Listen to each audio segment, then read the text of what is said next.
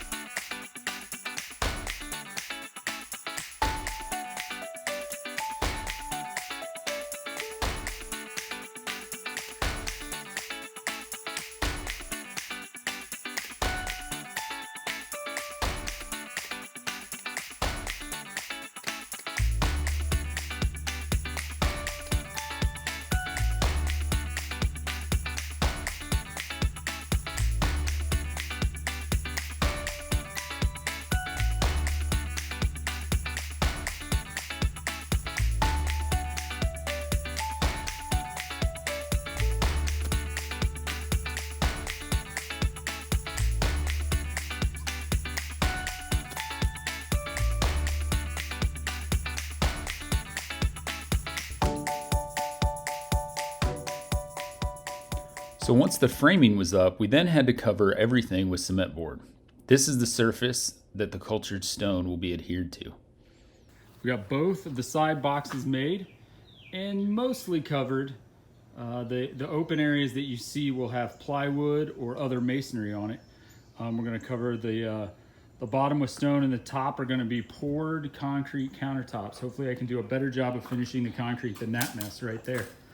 But came along pretty good. You get a little bit of an idea of what we're going to do with the stone right here, as it's rough stacked around that corner. But the back will just be siding because, as you can see, it's woods and nobody ever goes back there. But made a lot of progress today. Looking forward. The storm stayed away. We're still waiting on an update on when the firebox will get here. We got a couple days left for that concrete to cure. So we got a day or two for putting cinder blocks out. Tomorrow we're going to start forming up for the countertops.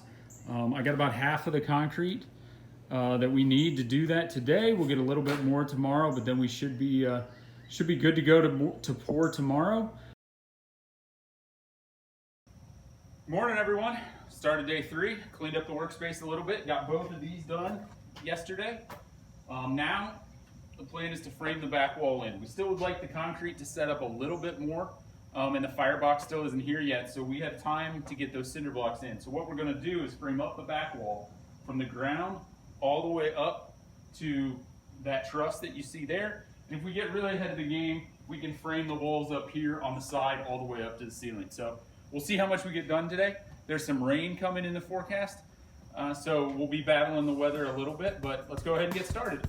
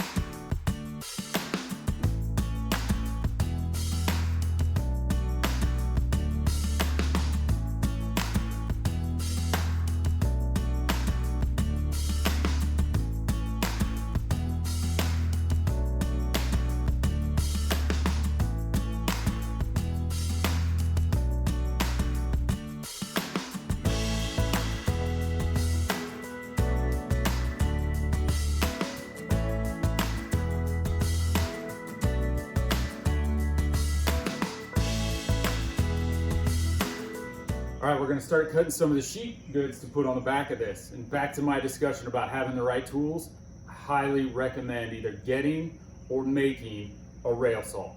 I used to have one that was a 2x4 and an old circular saw.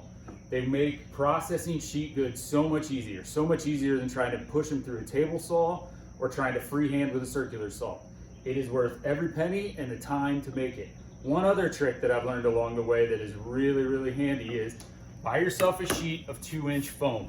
It's just the standard foam insulation, but it makes a phenomenal sacrificial pad to cut into. Set your blade just a little bit through the thickness of whatever sheet goods you're cutting. It'll cut a line. I usually go through about one of these a year. I just keep it in my shop, and when I need to process sheet goods, I pull it down off the wall, lay it flat, and now you're not trying to fight gravity. So let's get some boards cut.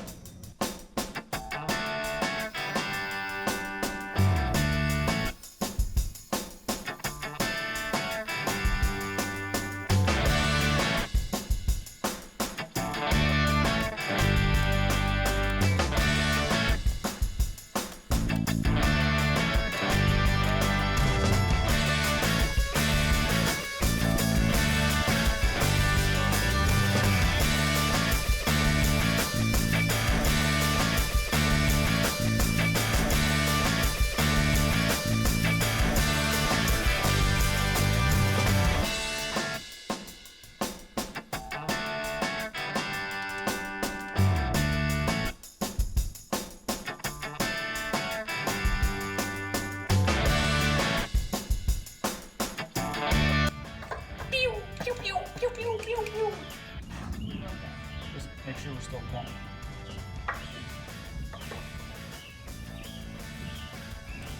Still good? Yep.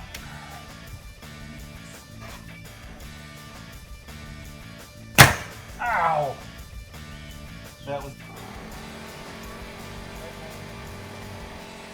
Huh? Oh, that hurt.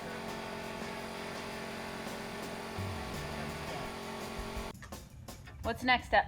All right, so we got this frame. The next step is to put cement board up these walls so that when the concrete for the countertop flows, we have a nice sealed edge here and everything gets covered up, fixes the sins that we've had. So we'll get cement board up both those sides, we can panel the back, and we'll start getting this thing closed in a little bit.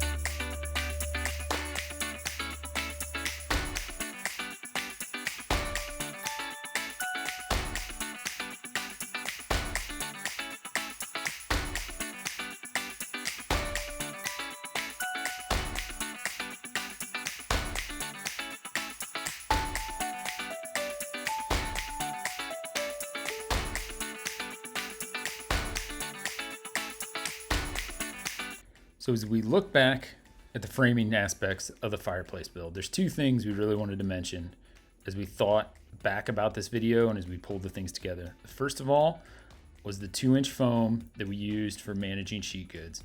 That sacrificial cutting surface and the rail saw make it so handy to process the plywood that we put on the back and the cement board that we covered all of the boxes with. It would have taken us way longer to do without that. And the second thing that we used a ton of was a string.